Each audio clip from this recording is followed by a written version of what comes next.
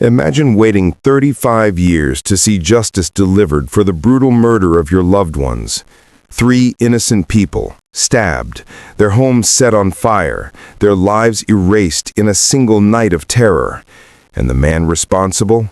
He spent decades fighting his fate, claiming until the very end that he was innocent.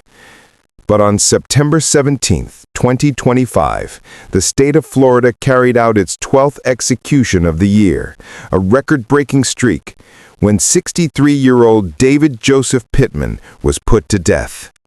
And just before the lethal injection flowed through his veins, Pittman looked at the witnesses and declared, "I know you all came to watch an innocent man be murdered by the state of Florida. I am innocent. I didn't kill anybody. That's it."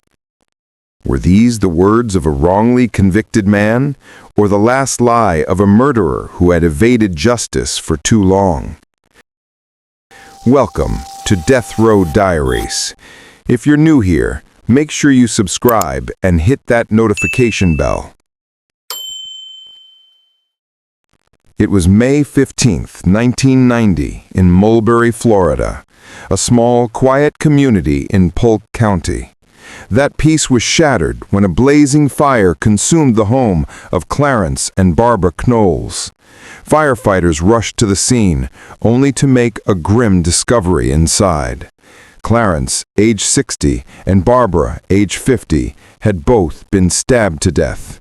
Their daughter, Bonnie, 21 years old, lay dead as well. Her throat had been slit. This wasn't a simple fire. This was mass murder disguised by arson.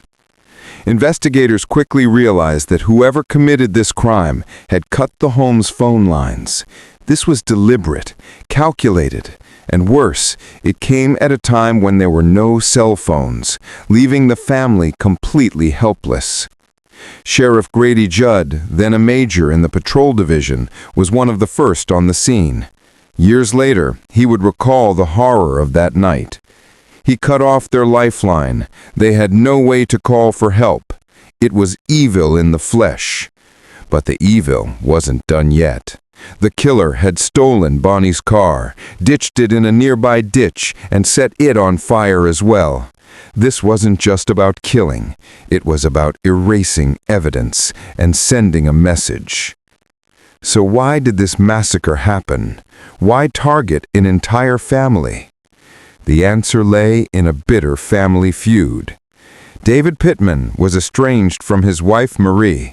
Their marriage was collapsing, and divorce papers had already been served, while Pittman was behind bars for another crime. But it was Bonnie Knowles, Marie's younger sister, who had become a central figure in Pittman's rage. In 1989, she accused Pittman of sexually assaulting her. The case was ultimately dropped, not because investigators didn't believe her, but because she reported it too late. For Pittman, the accusation was a humiliation he would never forgive. He began making threats, vowing to harm his wife's family. Prosecutors later argued that this wasn't a random act of violence. It was cold, calculated revenge.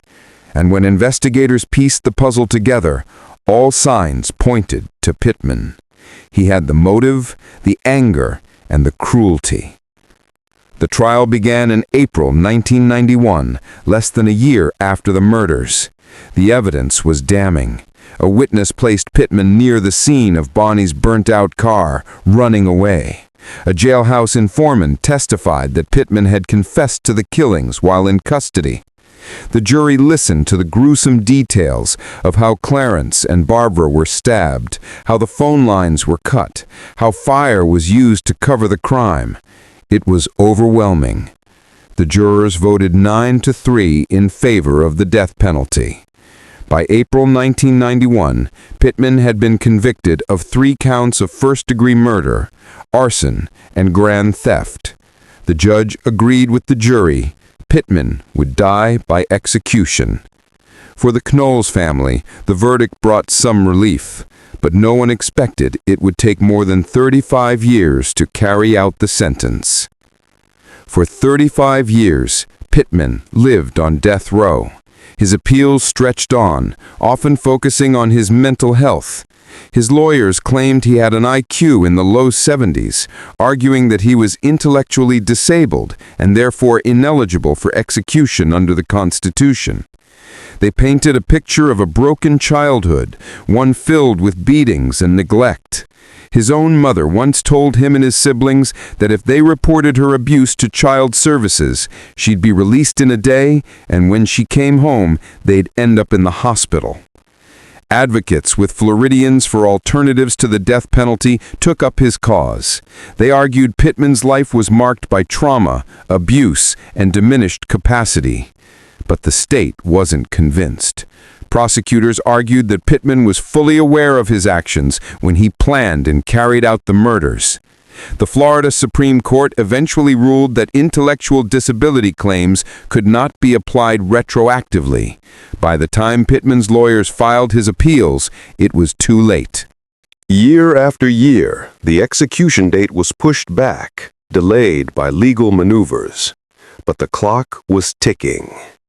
Finally, in 2025, Governor Ron DeSantis signed Pittman's death warrant.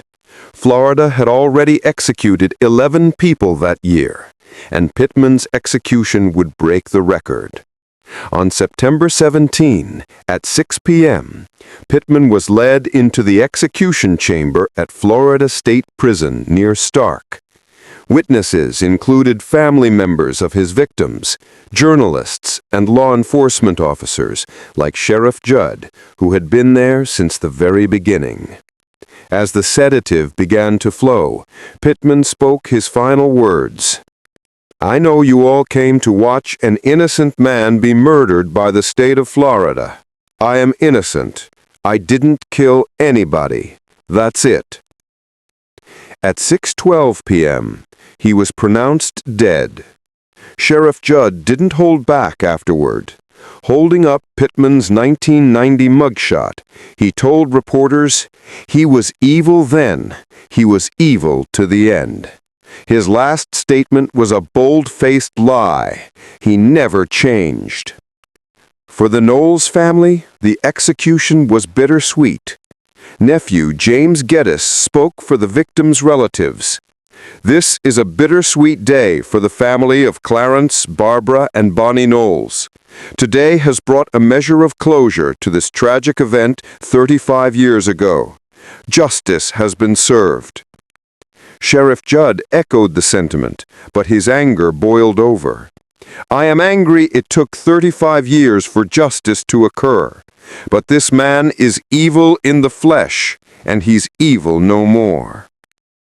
The family left the prison knowing they would never have their loved ones back, but at least the waiting was over. Not everyone agreed with the execution. Advocacy groups blasted Florida for executing a man they claimed was intellectually disabled. They argued that Pittman's tragic upbringing shaped the man he became, and that the state had failed to recognize his mental limitations. This debate played out against the backdrop of Florida's unprecedented execution pace. Governor DeSantis has signed more death warrants than any governor in state history. With Pittman's death, Florida cemented its place as the execution capital of the U.S. in 2025. And the machine wasn't slowing down. Just weeks after Pittman's execution, 2 more men were scheduled to die. Victor Tony Jones on September 30 and Samuel Lee Smithers on October 14. So who was David Joseph Pittman?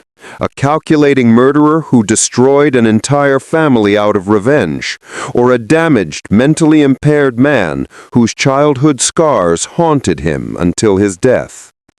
One thing is certain: his case highlights the sharp divide over capital punishment in America. To some, his execution was long overdue justice. To others, it was state-sanctioned cruelty against a broken man. What do you think? Was this true justice, or a punishment delivered too late? Let us know your thoughts in the comments below. We'd love to hear your perspective. And don't forget to like this video, subscribe to Death Row Diaries, and turn on notifications so you never miss our next deep dive into the dark realities of life and death behind prison walls.